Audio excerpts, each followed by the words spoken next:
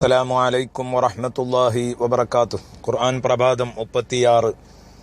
അൽഹംദുലില്ലാഹി റബ്ബിൽ ആലമീൻ വസ്സലാത്തു വസ്സലാമു അലാ സയ്യിദിൽ മുർസലീൻ വഅലാ ആലിഹി വസ്വഹ്ബിഹി അജ്മഈൻ. ബിസ്മില്ലാഹിർ റഹ്മാനിർ റഹീം. വലാ യഹുദ്ദു അലാ തുആമിൽ മിസ്കീൻ. സദഖല്ലാഹു മൗലാനൽ അദീം. പ്രിയപ്പെട്ട കൂട്ടുകാരെ, നാം വിശദീകരിച്ചു തുടങ്ങിയ സൂറത്തുൽ മാഊനിന്റെ 3-ാമത്തെ വചനമാണ് ഇന്ന് നാം വിശദീകരിക്കുന്നത്. അഥവാ മതം കൊണ്ട് കളവാക്കിയവൻ ആരാണെന്ന് നബിയെ തങ്ങൾക്കറിയുമോ? മതത്തിന്റെ മെമ്പർഷിപ്പ് പോലും നഷ്ടപ്പെടാൻ സാധ്യതയുള്ളവൻ. ഫദാലിക്കല്ലദീ യദുഉൽ യതീം, അവൻ യതീമിനെ കൈയൊഴിക്കുന്നവനാണ്. ഇതാണ് നാം ഇന്നലെ വിശദീകരിച്ചത്. തുടർന്ന് അല്ലാഹു പറയുന്നു, വലാ യഹുദ്ദു അലാ തുആമിൽ മിസ്കീൻ. സാധുവിന്റെ ഭക്ഷണകാര്യത്തിൽ ശ്രദ്ധ പുലർത്താത്തവനാണ്, ശ്രദ്ധിക്കാത്തവനാണ് മതം കൊണ്ട് കളവാക്കിയവൻ, പ്രതിഫലം കൊണ്ട് കളവാക്കിയവൻ എന്ന് തുടർന്നു പറയുകയാണ്. അതായത് സാധുവിന്റെ ഭക്ഷണകാര്യത്തിൽ ശ്രദ്ധിക്കാത്തവൻ എന്ന് പറഞ്ഞ പ്രയോഗത്തിൽ നിന്ന്, സാധുവിനെ ഭക്ഷിപ്പിക്കാത്തവൻ എന്നല്ല, സാധുവിന്റെ ഭക്ഷണകാര്യത്തിൽ ശ്രദ്ധിക്കാത്തവൻ. സ്വന്തം പോക്കറ്റിലുണ്ടെങ്കിൽ സ്വന്തം പോക്കറ്റിൽ നിന്ന് എടുത്തു കൊടുക്കണം.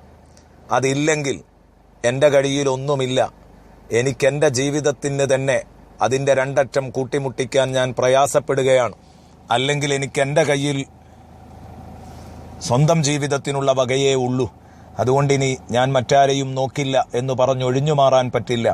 നിർബന്ധമായും ആ മനുഷ്യൻ ഉള്ളവനോട് ചോദിച്ച് വാങ്ങിക്കൊടുക്കണം. പാവപ്പെട്ടവന് മറ്റുള്ളവരോട് പറഞ്ഞു ചെയ്യിപ്പിക്കാൻ കഴിയുമെങ്കിൽ അങ്ങനെയെങ്കിലും പാവപ്പെട്ടവരുടെ കാര്യത്തിൽ ശ്രദ്ധിക്കണം എന്നർത്ഥം.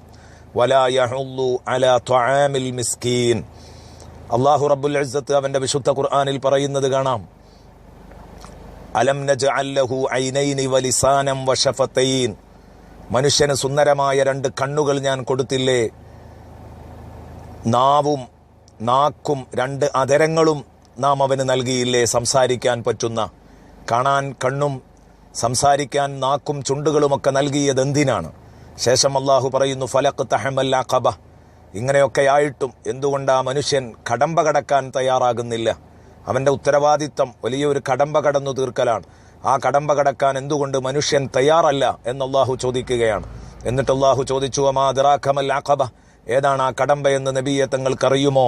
ഫക്കു റഖബത്തിൻ ഔ ഇത്ആമുൻ ഫീ യൗമിൻ ദീ മസ്ഗബ ഔ ഇത്ആമുൻ ഫീ യൗമിൻ ദീ മസ്ഗബ യതീമൻ ദാ മഖറബ ഔ മിസ്കീനൻ ദാ മത്റബ.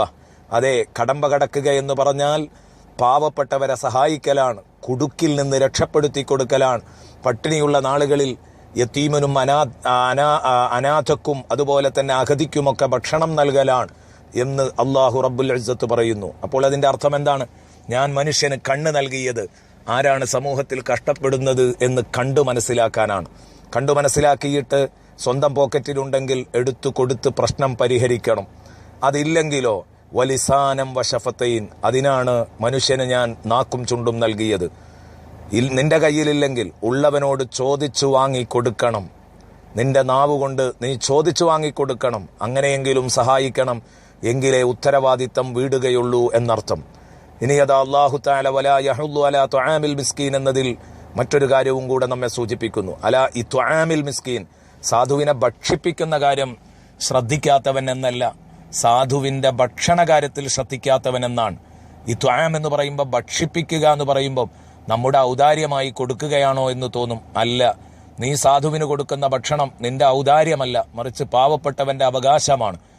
അലാ തുആമിൽ മിസ്കീൻ, സാധുവിന്റെ ഭക്ഷണകാര്യത്തിൽ ശ്രദ്ധിക്കാത്തവൻ എന്ന് പറയുമ്പോൾ, സാധുവിന്റെ ഭക്ഷണം നിന്റെ പോക്കറ്റിലുണ്ട്, നിന്റെ അക്കൗണ്ടിലുണ്ട്, നിന്റെ പണത്തിലുണ്ട്, നിന്റെ വരുമാനങ്ങളിലുണ്ട്, നിന്റെ ശമ്പളത്തിലുണ്ട്. നിർബന്ധമായും നീ അത് പാവപ്പെട്ടവന് കൊടുത്തിട്ട് ആ അവകാശം, പാവപ്പെട്ടവന്റെ അവകാശം അവർക്ക് കൊടുത്തിട്ട് നിന്റെ സമ്പത്ത്, നിന്റെ പണം നീ വൃത്തിയാക്കണം എന്നർത്ഥം. ഇത്തരത്തിലുള്ള പ്രയോഗങ്ങളൊന്നും മനസ്സിൽ തട്ടാത്ത മനുഷ്യന്മാർ, അവർ അന്ധരും ബധിരരും മൂകരുമാണ്. അവർക്ക് കണ്ണുമില്ല, കാതുമില്ല. കണ്ണും കാതും നാക്കുമൊന്നുമില്ലാത്തവരാണവർ എന്നർത്ഥം. ആ കൂട്ടത്തിൽ നമ്മൾ പെട്ടുപോകരുത്. ബഹുമാനപ്പെട്ട സൈനുദ്ദീൻ മഖ്ദൂം റളിയല്ലാഹു അൻഹു രേഖപ്പെടുത്തുന്നത് കാണാം. അവിടുത്തെ കിതാബിൽ ഒരു വലിയ ഇമാമിനെ കുറിച്ച് പറയുന്നു, ഒരു വലിയ മഹാനെക്കുറിച്ച് ചർച്ച ചെയ്യുകയാണ്. ആ മഹാന്റെ പേര് അദബ് കീപ്പ് ചെയ്തുകൊണ്ട് ഞാനിവിടെ പറയാൻ ആഗ്രഹിക്കുന്നില്ല. ഒരു വലിയ മഹാൻ, അദ്ദേഹം വലിയ ദർസ് നടത്തുന്ന മഹാനാണ്. അദ്ദേഹത്തിന്റെ പള്ളിയിൽ ഉച്ചതിരിഞ്ഞതിന് ശേഷം ഒരു പാവപ്പെട്ട മനുഷ്യൻ വന്നതും പള്ളിയിലെ ഒന്നാം സഫിൽ തലയും പൂത്തി ഒരൊറ്റ ഇരുത്തമാണ്. ദിക്ർ ചൊല്ലി തസ്ബീഹ് ചൊല്ലി അങ്ങനെ കഴിഞ്ഞുകൂടി. രാത്രിയായിട്ടും ആ മുസാഫിർ, ആ വഴിയാത്രക്കാരൻ പോകുന്നില്ല. അയാൾ ഒരു മുസാഫിറാണ്, വഴിയാത്രക്കാരനാണ്. രാത്രി ഉസ്താദിനും കുട്ടികൾക്കും തൊട്ടടുത്ത വീട്ടിൽ ഒരു സൽക്കാര പാർട്ടിയുണ്ട്, അതിലേക്ക് ക്ഷണിക്കപ്പെട്ടിട്ടുണ്ട്. അതിലേക്ക് ഇറങ്ങുന്ന ഉസ്താദ് കുട്ടികളോട് പറഞ്ഞു, മക്കളെ,